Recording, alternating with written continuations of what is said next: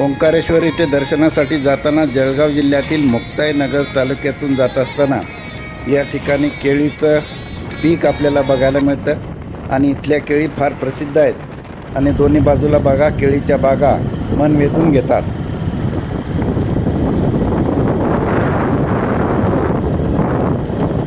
बऱ्हाणपूर ओलांडल्याच्या नंतर लागतो आशीरगड किल्ला। अतिशय पुरातन असा हा किल्ला आहे। अतिशय पुरातन मागे जो दिसतो तो आहे आशीरगड फोर्ट, आशीरगड किल्ला, आणि अतिशय पुरातन असा हा किल्ला आहे आणि अतिशय उंच आहे। डोंगराळ भागात अतिशय उंचावर हा किल्ला आपल्याला बघायला मिळतो। बघा मागे दिसत आहे आशीरगड फोर्ट।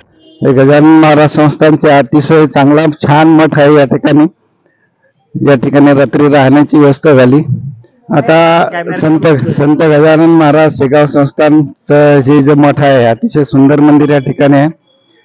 सकाळी आता मामलेश्वराचं दर्शन झालं, ओंकारेश्वर महादेवाचं दर्शन झालं, स्नान झालं, पूजा झाली, बाबा आलेले दर्शन करून। हे बघा अतिशय छान अशी इमारती आणि सुंदर असा मठ आहे या ठिकाणी गजानन महाराज संस्थान शेगावचा। हा मठ बघण्यासारखा आहे। ओंकारेश्वरला जर आले तर नक्की या मठामध्ये येऊन या ठिकाणी राहण्याची सुद्धा व्यवस्था आहे, या ठिकाणी नक्की या। आता भोजन चालू आहे शेगाव संस्थानचा ओंकारेश्वर येथील जो मठ आहे त्या ठिकाणी। तर या ठिकाणी आपल्याला माहित आहे की भक्तांचे गट सेवा करण्यासाठी येत असतात आणि वेगवेगळे जे गट असतील, पुरुषाचे गट असतील, काही महिलांचे असतील, त्या गटांचा या ठिकाणी सेवेसाठी जेव्हा नंबर लागतो तेव्हा ते या ठिकाणी सेवा करण्यासाठी येतात। सचिन आणि नितीन वायचाळ ब्राह्मणवाडा यांची या ठिकाणी भेट झाली, योगायोगाने भेट झाली। हा सचिन, किती दिवसाची सेवा आहे? 10 दिवसांची। किती दिवस झाले? 2 दिवस झाली। 10 दिवसाची सेवा आहे, 2 दिवस झालेले आहेत। नितीन वायचाळ, नितीन दिवसाची सेवा आहे? 10 दिवसाची। 10 दिवसाची सेवा आहे। गजानन महाराजांच्या कृपेनं, आशीर्वादानं त्यांचं भावी आयुष्य नक्की भरभराटीचं जाईल अशी आपण अपेक्षा करूया।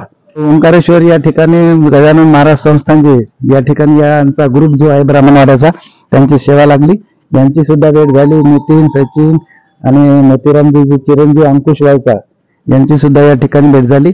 या सर्वांचं आयुष्य गजानन महाराजाच्या कृपेनं भरभराटीचं जावं अशी मी गजानन महाराजाच्या चरणी प्रार्थना करतो। गजानन महाराज की जय। आम्ही आता ओंकारेश्वरला आहोत। संत गजानन महाराज शेगाव संस्थान या ठिकाणी नर्मदा परिक्रमावासियांसाठी विशेष अशी व्यवस्था केलेली असते आणि जे परिक्रमा करणारे परिक्रमावासी आहेत त्यांना या ठिकाणी राहण्याची व प्रसादाची मोफत अशी व्यवस्था केली जाते। आणि उद्या प्रवासात भेटणारे वेगवेगळे व्यक्ती, नर्मदा मायाचं रोजचं दर्शन, नर्मदा मायाची परिक्रमा करणारे परिक्रमावासी आणि त्याचसोबत नर्मदा मायाच्या परिक्रमावासींची मनोभावे सेवा करणारे जे भक्त आहेत, नर्मदा मायाला ते अतिशय प्रेम करतात आणि नर्मदा मायाच्या भक्तांना सुद्धा प्रेम करतात। अशा सर्व छटा ज्या वेगवेगळ्या आहेत, तर आता उद्या सकाळी आपण भेटूया गोमुख घाटावरून। ओंकारेश्वर महादेव मंदिराकडे जाणारा पूल नर्मदा मायावर असलेला, ते या पुलावर जाऊया आपण ओंकारेश्वर महादेव मंदिरात दर्शनासाठी। बाबा स्वामी स्वरूपानंदजी आणि मी, आमच्या दोघांचा आज या ठिकाणी आताच ओंकारेश्वर महादेवाचं दर्शन करून आलो आणि आता हा जो ब्रिज आहे नर्मदा मैयावर, हा ब्रिज बघा किती, ब्रिजवरून आता चाललो मामलेश्वर महादेव दर्शन करण्यासाठी।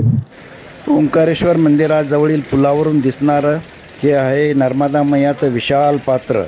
मामलेश्वर मंदिरातलं दर्शन झालं, ओंकारेश्वर महादेवाचं दर्शन झालं, सकाळी स्नान झालं।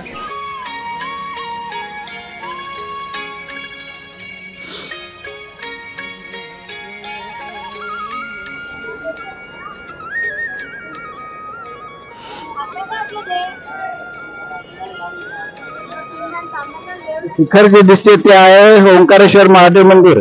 आता ओंकारेश्वर महादेव मंदिरात दर्शन करून आलो आणि आता ही जी बोटिंग आहे, या बोटीनं आता आम्ही आलो मामलेश्वर मंदिराकडे। आता या ठिकाणी गोमुख घाट आहे, हे संपूर्ण पहा मनोहारी दृश्य आहे ओंकारेश्वर देवस्थानाचं.